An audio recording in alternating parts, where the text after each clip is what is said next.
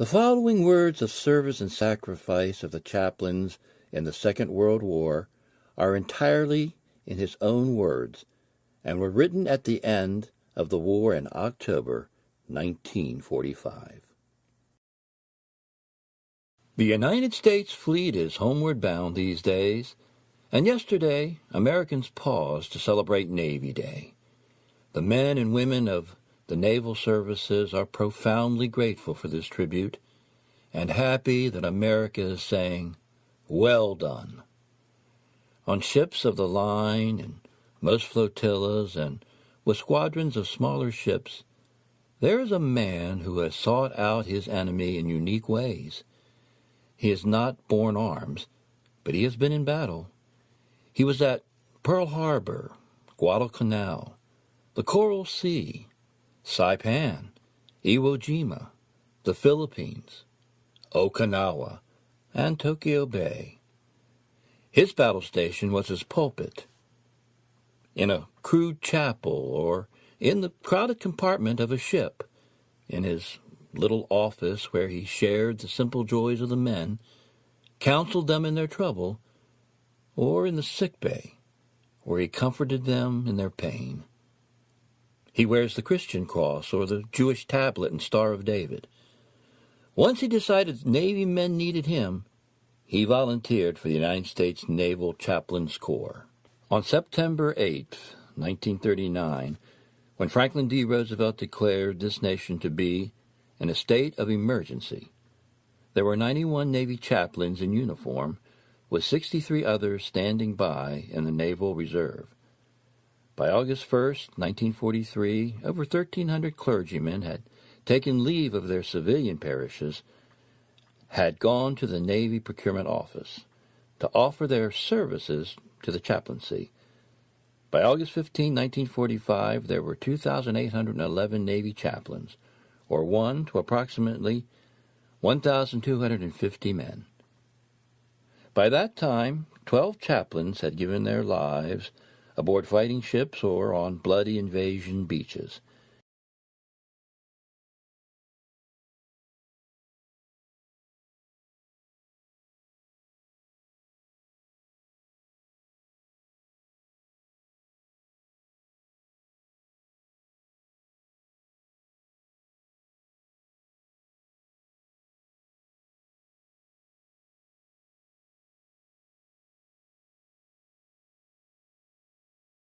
Five had been taken prisoner by the Japanese.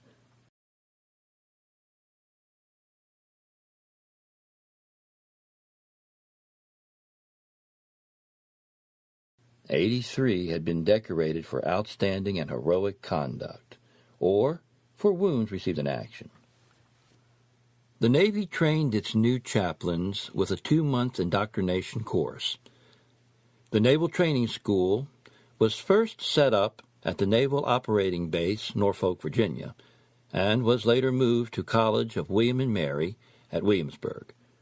Student chaplains who were commissioned lieutenants and lieutenants junior grade learned Navy regulations and procedure, customs, etiquette, history, counseling, warfare duties, and first aid.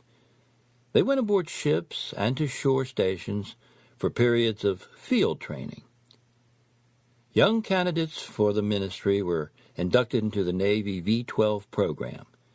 They continued their seminary training in uniform, and upon graduation were commissioned into the Chaplain Corps. The chaplains were assigned to the Navy ships and stations, to the Marines, and to the Coast Guard. They were with personnel of these services while they trained and went with them into battle. The ugly backdrops of war were difficult settings for the sacred ideals of religion, but the chaplains brought religion to fighting men and tried to keep them reminded of the truths of divinity, helped them to find spiritual strength when physical endurance was nearly gone, and urged them to remember their Creator, whom some of them faced for the first time as they faced death. "I am most humble when I consider the great personal responsibility that is mine," said one Navy chaplain, "a responsibility that is every chaplain to preserve in these young people a supreme faith in their religious convictions, to help them find clear-cut and spiritually satisfying answers to disturbing questions which may crowd or jumble their thinking during these troubled times.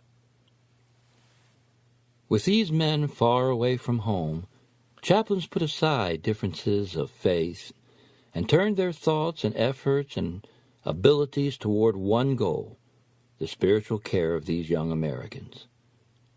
Army and Navy chaplains worked long hours together, planning their programs so that every man in their areas would have opportunity to worship according to his own faith, unchanged pulpits, and traveled from unit to unit bringing divine services to men stationed in isolated places.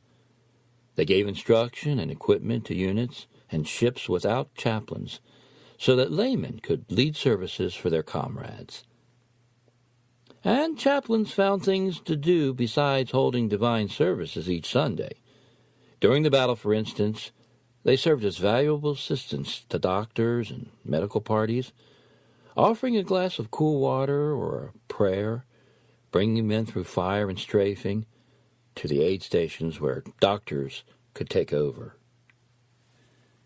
A Blue Jacket wrote, "If you have ever seen a chaplain trying to comfort men who have had their eyes burned out or whose skin is hanging in shreds, you understand that it is not an easy task. When the excitement of battle is over and the morphine wears off, the pain comes back again to the wounded. Then the chaplain lives with the men, bathing them, helping to feed them, always ready, because a man may die at any time. I have never figured out just when our chaplain slept. Maybe he didn't. But I remember him because he was weeping for the wounded. Several of the fellows remarked that it seemed strange for a man to cry after all the danger was over. But when we saw our chaplain in the sick bay, caring for the broken bodies of the men he loved, I think a lot of us realized for the first time what it meant to be wholly consecrated to God's work." With the Marines, or Naval Construction Battalions on advanced bases, chaplains found their first job was to find places of worship for their men. Natives, grateful that Christianity was once again in their midst, turned out to construct chapels of nipa grass, palm fronds, and native lumber.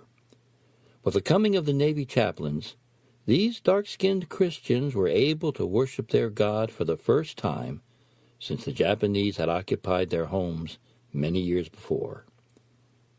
When the Navy went into the Mediterranean, the countries of the Middle East were impoverished and war-stricken. Their people were starving and in need of clothing. Many of them were homeless. Navy chaplains organized help for them, gave parties for their children at Christmas time, played Santa Claus with gifts of clothes and good things to eat. Native children of the Pacific Islands, Chinese youngsters, and even a little group of children of Japanese prisoners were also Navy guests at Christmas time. On holidays, chaplains planned happy hours and sing-songs for the men. If they were in port, sightseeing parties were organized, athletic contests were held. 2 chaplains in the 3rd Marine Division helped sponsor a tropical Olympics and decided to participate themselves. One chaplain walked off with the broad jump honors. The other outdistanced the field in the 800-yard dash. Said one leatherneck, "Sinners don't have a chance in this outfit. If the Padre can't reach 'em with the sermons, he can run 'em down." Bible classes were guided by the chaplains, were an important part of life aboard many ships and in many units. Young men whose training for the ministry had been interrupted by war continued their studies under the tutelage of their chaplains. Now that victory is here, chaplains have found that in many ways their responsibilities have increased. Men anxious to get home to their loved ones are taking their problems to the chaplain who is playing an active role in the Navy's Civil Readjustment Program. The chaplain remembers the faces of his fighting men congregations recalls the grip of their hands as they filed out of his makeshift chapel. His prayer now is that these men whom he has seen through the most trying times of their lives will not fail as they make the transition back to civil life. When demobilization is completed, the Navy hopes to have a corps of some 500 chaplains on active duty. The challenge of their Navy ministry will have in no way diminished in peacetime. The powers of darkness, which were our chaplains' enemies during the war, have not agreed to any surrender terms. They were not among those present when the documents which brought military peace were signed.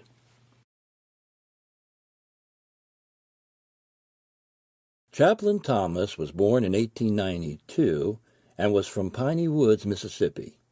He was one-fourth Choctaw Indian. He got his preacher's license when he was only 16. His father said he couldn't smoke cigarettes, so he became a lifelong Tampa cigar smoker. He graduated from Millsaps College and Seashore Divinity School. Helen Fondren said she would never marry a preacher, but that was until she met Will Thomas. They traveled the circuit with horse and buggy and motorcycle between churches in Mississippi. Wanting to join the First World War effort, the Army had no need for chaplains. So he enlisted in the Navy, never having seen a naval officer. As a Navy chaplain, he made 28 trips with troops across the Atlantic in 1918 and 1919. Serving on board the USS Madagascar. 2 million American soldiers were transported to the European theater. He then served on board the USS Pennsylvania from 1923 and 1924. In 1928 and 1929, he was chaplain aboard the USS Riley for a State Department goodwill tour to Europe and the Middle East. He then served on the USS West Virginia, 1932 and 1933. He had a tour of duty at the United States Naval Academy in Annapolis from 1924 until 1927 as an assistant chaplain and returned as command chaplain from 1933 till 1945. He wrote the Midshipman's Prayer in 1938. He oversaw the expansion of the Naval Academy Chapel, dedicating it in 1940. He was instrumental in bringing the Jewish clergy to the Academy, and he was Chief of Chaplains from 1945 until 1949. He decommissioned 2,600 chaplains at the end of the Second World War. He then went on to greatly revise the chaplain corps. He was promoted to Rear Admiral, upper half, permanent status. He was awarded the Legion of Merit. He wrote the stirring words in Memorial Hall at the U.S. Naval Academy. The walk encircling the Academy Chapel is named in his honor. He was awarded an honorary Doctorate of Divinity degree from American University. He retired after 33 years of service in 1949.